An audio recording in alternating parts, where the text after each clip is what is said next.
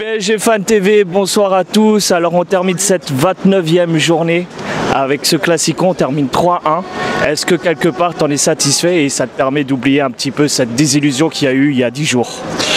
Alors pour commencer, je vais dire que je suis assez satisfait du match. À part la première mi-temps totalement soporifique, il y a eu beaucoup de gâchis. On a eu une animation offensive qui était à la ramasse en début de première mi-temps. Jusqu'à toute la première période, elle était vraiment pas bonne. Pour toi, c'est dû à quoi justement cette première mi-temps? Je pense que peut-être que la pression des joueurs à cause du fait que les supporters sont en colère, dont moi aussi je suis très en colère. On a gagné le Classico, d'accord, mais j'oublierai jamais cette défaite contre Manchester. Les joueurs du PSG, même si c'est le club de mon cœur, ils ont une dette envers nous et il faudra beaucoup de temps pour qu'on les pardonne, pour qu'on leur pardonne tout ça, parce que on a pris une remontada en 2017, on a été dramatisé. Là c'est un cataclysme. Alors qu'est-ce que ça allait être si on perdait contre l'OM ce soir? Pourtant, cette début de deuxième période, il y a eu cette surprise, égalisation. À ce moment-là, est-ce que tu as eu peut-être un doute? À ce moment-là, tu te dis peut-être qu'on allait passer à travers de ce match à nouveau? Oui, j'ai vraiment douté, surtout les derniers scénarios qu'on a eu. Lorsqu'on a eu l'élimination en Coupe de la Ligue contre Guingamp, on a eu ce genre de scénario. Mais après, Paris a réagi. On a eu un grand Di Maria ce soir, donc bravo à lui. C'est vrai que j'ai encore qualifié d'imposteur il y a quelques temps, mais là, franchement, il confirme sa forme du moment malgré l'élimination contre Manchester. Il met son doublé, il fait un très bon match, beaucoup de conservation de balles intéressantes, beaucoup d'accélération. Verratti aussi a vraiment dicté le tempo entre l'attaque et la défense avec Paredes. Franchement, c'est un duo très intéressant qui se confirme de plus en plus. C'est encore dommage pour Paredes parce que il avait été recruté pour la Ligue des Champions, mais il arrivait très tard dans le mercato, donc malheureusement la Ligue des Champions n'a pas pu être utilisée à bon escient. Donc ensuite, par contre, là il y a un problème dans l'équipe, c'est Mbappé. J'aime beaucoup ce joueur. On voit qu'il est touché parce qu'il lui est arrivé contre Manchester. Je peux comprendre, c'est vrai que ce match a été exécrable et aujourd'hui il n'a pas été bon malgré son but.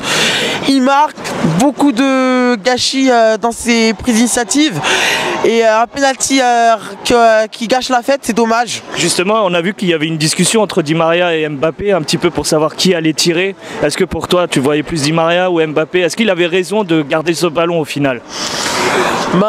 Une confiance, peut-être retrouver une confiance. Vous savez, tu sais qu'un penalty de toute façon, ça peut être n'importe quel joueur peut marquer, n'importe quel joueur peut rater. C'est une question de chance. Donc je pense que ce soit Di Maria ou Mbappé, Di Maria aurait pu marquer, il aurait pu rater, Mbappé aurait pu marquer, aurait pu rater. Bon, finalement il a raté, ce n'est pas de chance. Donc par rapport à ça, je vais pas être trop dur. Non, j'en veux pas. Bon, après c'est sur son match où je l'en veux un peu parce qu'il est pas très bon ce soir.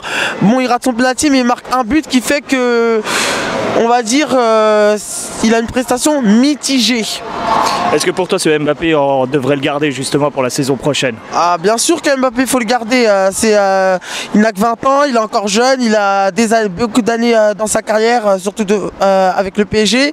Il est champion du monde, donc quel club ne serait pas content d'avoir un joueur champion du monde, le plus jeune champion du monde depuis Pelé et Ronaldo qu'ils avaient été champions du monde à 17 ans. Donc non, Mbappé, bon, c'est vrai qu'en Ligue des Champions cette année c'est décevant, mais voilà, maintenant il va falloir penser à l'année prochaine. Il y a des grandes décisions qu'il faut prendre, à commencer par sortir Enrique qui a saccagé le mercato cet été, même cet hiver. La preuve, Paredes on l'a eu le 27 alors que le mercato commence le 1er et termine le 31. On l'a eu le 27 alors que l'objectif c'était d'avoir un milieu défensif pour la Ligue des Champions. Donc déjà on voit qu'il y a un problème.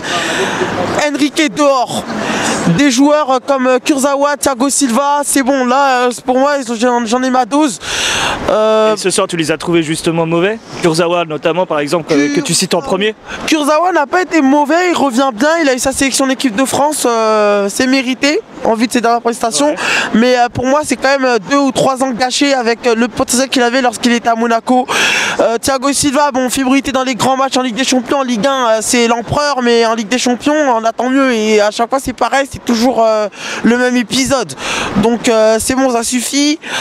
Ensuite, il y a des joueurs comme Nkunku, même s'il n'est pas mauvais, je pense qu'avec le fair play financier qui va nous toquer à la porte, il y a quand même des décisions qu'il faut prendre. Et je pense que tous ceux qui ont connu les deux remontadas, il y a une grosse partie d'effectifs qu'il faut changer. Et il faut recruter des joueurs, quitte à ce que ce ne soit pas des grandes stars, mais des joueurs qui sont prêts à mourir pour le maillot. Des joueurs comme Cavani, franchement, je le garderai, mais je sais très bien que c'est pas sûr qu'il reste en vue de la situation, surtout qu'ils sont avec Neymar. Oui. Et ils parlent pas le même football, et ça risque d'être compliqué. Donc on verra ce qui va se passer en fin de saison. Maintenant, le championnat il est déjà fait. Il faut finir la saison en remportant la Coupe de France. Et puis voilà. Ok, moi on se termine là. Merci encore à toi. Bonne soirée.